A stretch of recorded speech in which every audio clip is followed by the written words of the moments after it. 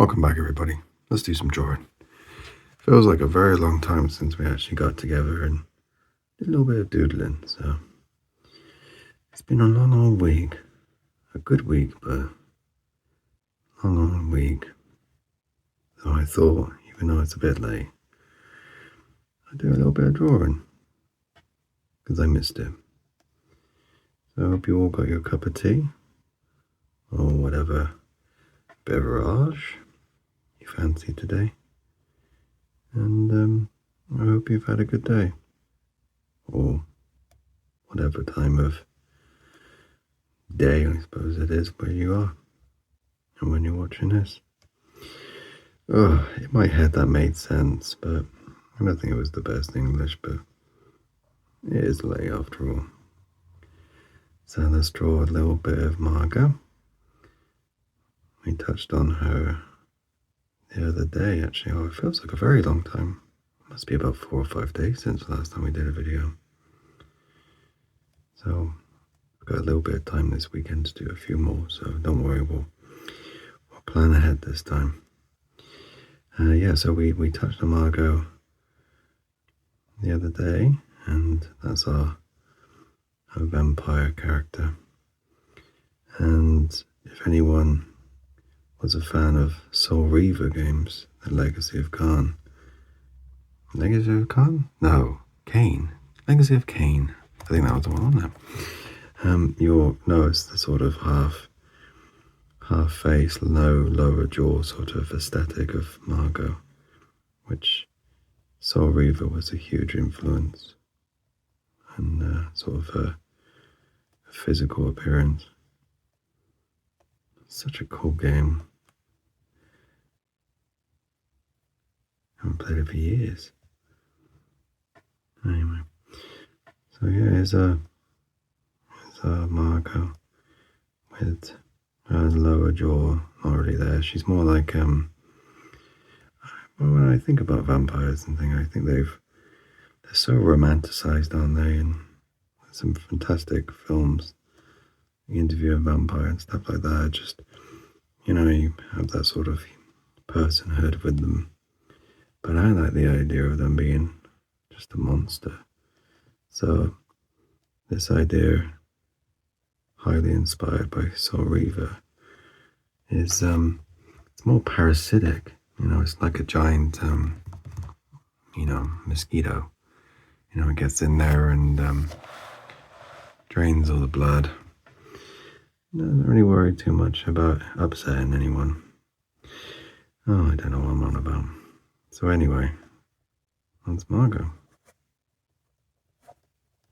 Oh, that was scratchy even for me. Right.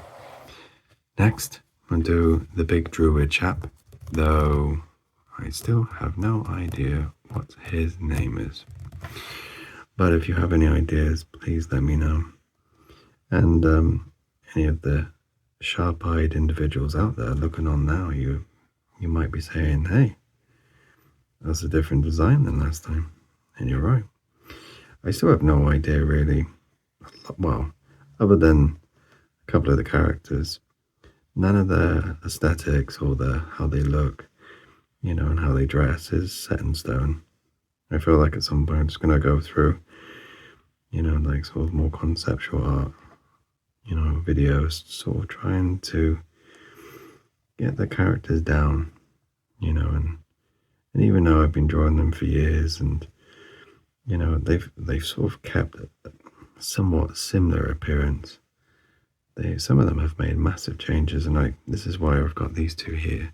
So I thought we could explore that a little bit and see what's changed over a long old time. So yeah, I just thought I'd do more like antlers today rather than sort of horns, and a different sort of mask. And it feels very inspired by the that Predator film Prey, which I thought was really cool. Very much more feral Predator, and sort of wore this skull mask. And I thought that was quite interesting. That's kind of coming out in the image without me even thinking. So clearly that's where my brain was going as I was doing the sketch. We'll do a little plait here as well. I thought it'd be cool. And I guess the whole idea of this character is, like we talked about in previous videos, is unlike, well, I can't really say all the characters, but unlike most of the characters in that sort of druid, not stereotype, what's the word I'm thinking of? Archetype? Yeah, let's go with that. The usual traditional, the druid is, someone that lives out in the woods and, has a kinship to animals and whatnot. This character started off as the beast, not the beast, but a beast, and learned to change into a human, which I think's far cooler. Sorry, I'm losing my voice. But yeah, so that's kind of where we're going with this character, and I just thought I'd do a few more different takes on him, just see if, just keep sketching, and then eventually I'll probably accidentally do something, and I'll be like, oh, yeah, that will do. That's where I want him. Got a really croaky voice today. Sorry if it's a little bit unclear or even more mumbly than usual. Right. And I think we're nearly done. It's a big old chap, isn't he? I just realised then the size and scale of him is bigger than Herloff. Oh dear. Herloff will be jealous. And shoulder there. And we won't do lots of hair, we'll just do a little bit just to show that sort of wildness to the character. So yeah, he's also got hair that goes all the way down his back, kind of like down his spine, almost like, like a lion's mane.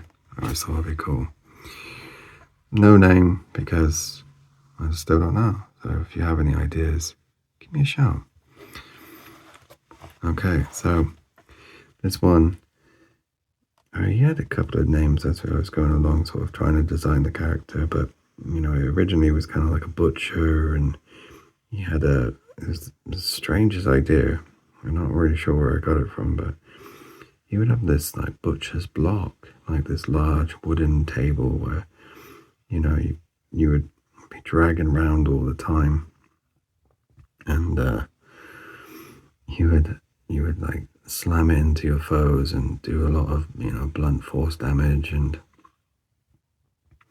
then you could use it sort of as somewhat as a shield. And this was a very early character, and it, to be honest, it never really felt quite right for the game itself, but there was something about it I always quite enjoyed. It was just this, clearly a lunatic wearing this like pig-like mask.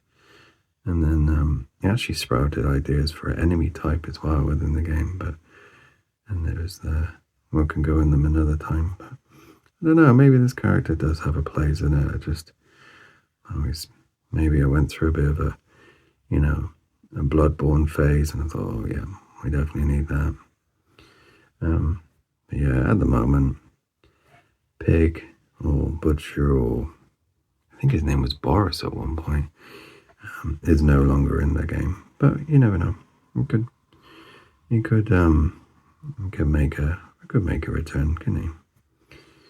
But yeah, he was sort of this huge long butcher's. Huge long, no, it wasn't. It was like short and heavy table, and you just swing it round, and he would have like an arsenal of weapons on there, so sort of like bone saws and cleavers and things of that nature. All the creepy stuff.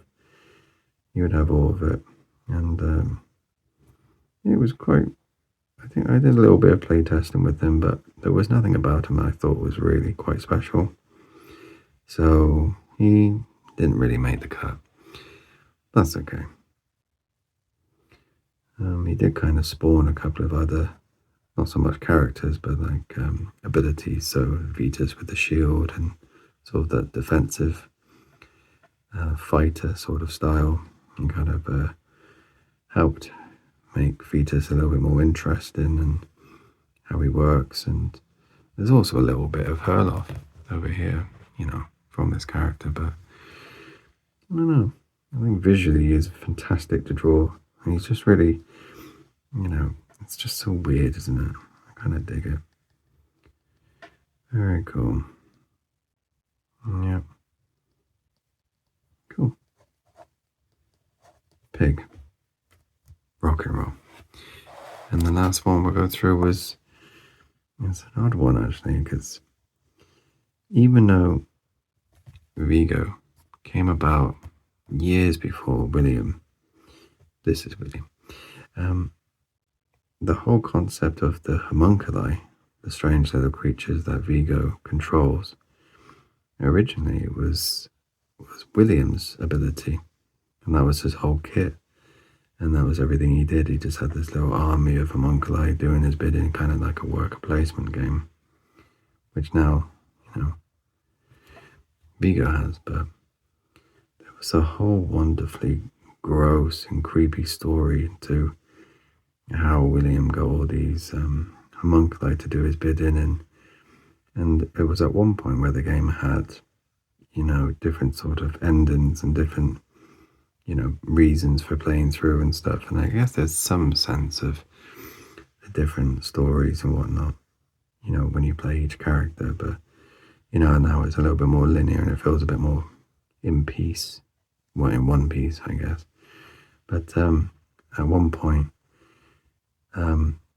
if anyone got William, you would draw one of, I think it was about 4 or 5 cards, and a lot of them were just the winning conditions of survive, you know, get everyone on your team survive, when it was more of a multiplayer sort of cooperative game.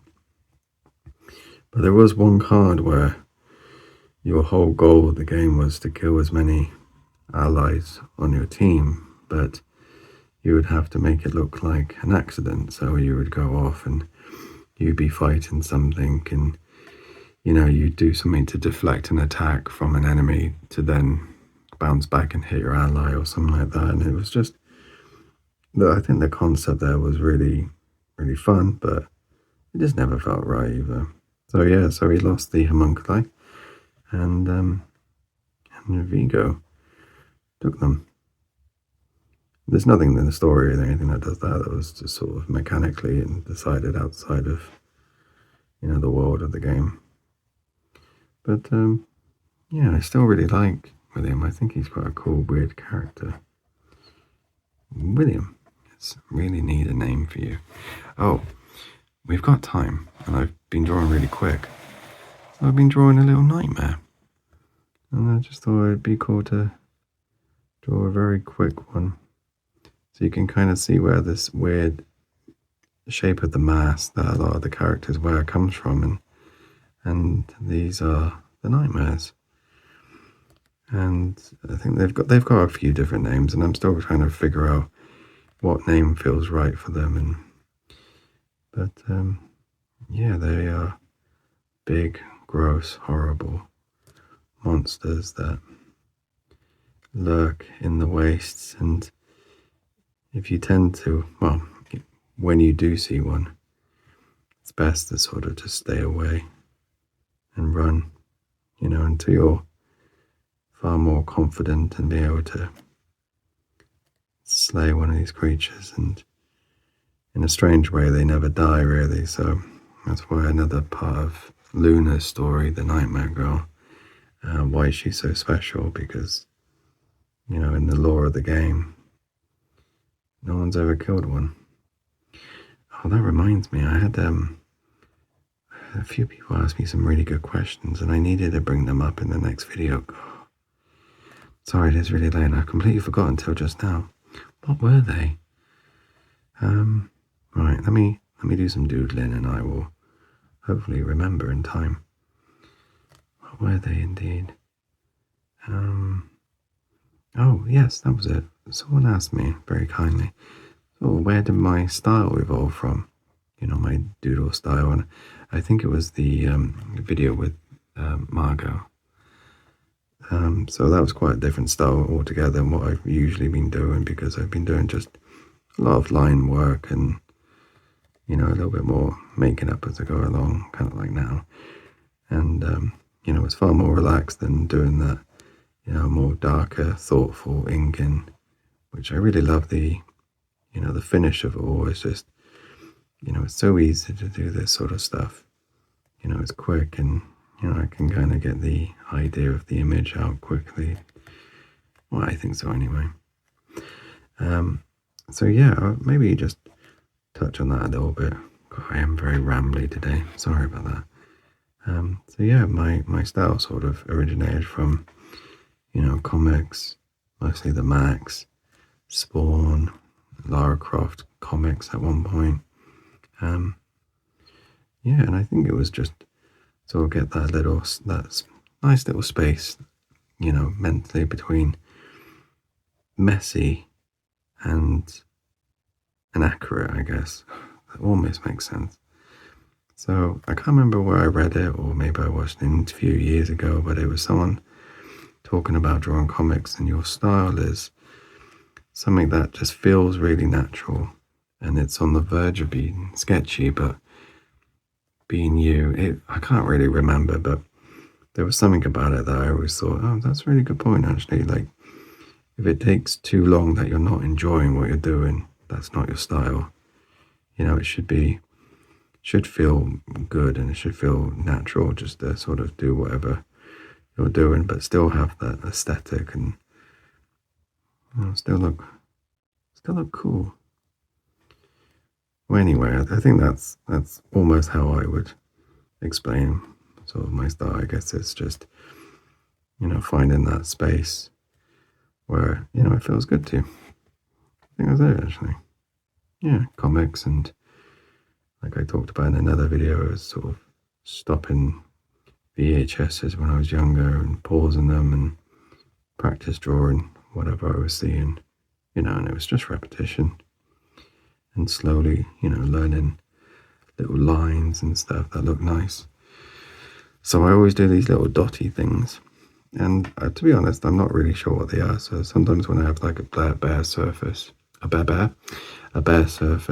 like a little straight line and then a few dots and then a few more dots. I don't know where I got that from. I don't think it's comic book. It's just something that I feel like breaks up everything. I don't know why. And also part of my style was, if in doubt, put more details.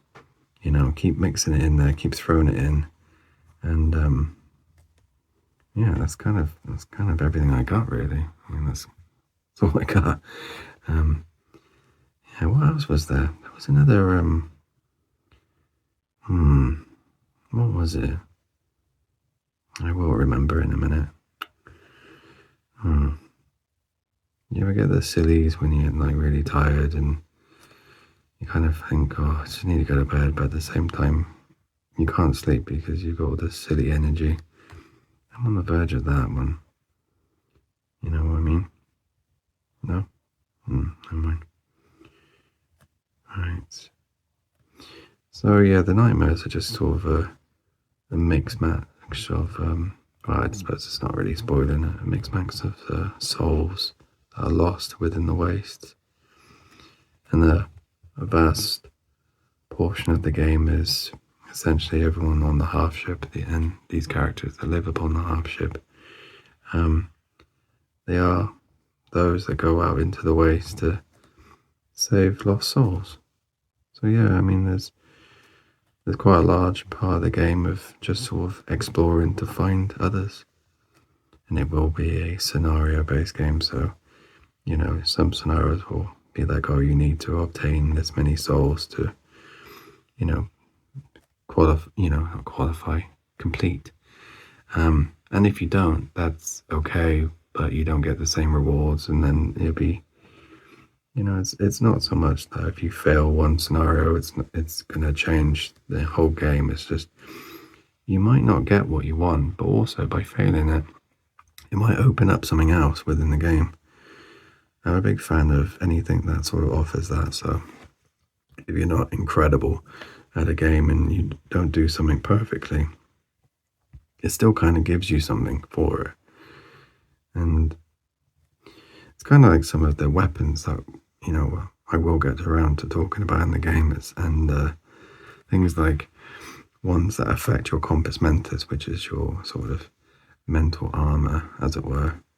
But there are certain things that, and certain weapons and abilities that if you have low compos mentis, you know, you don't really get afraid of the world itself, and you know, things like that. It's, you know, it's a trade-off. You know, it's not perfect ever, but you know, I think it's kind of a cool trade-off. Yeah, I am really struggling to remember what this the other comment was. Oh, I'm so sorry. I was thinking about it today. So yeah, now I'm just drawing fingers on the back of this creature, and honestly, I already regret it because it's so gross. Gosh, what was that comment? I thought about it today, and I was like, oh, if I get round, I need to do that because that's such a good idea.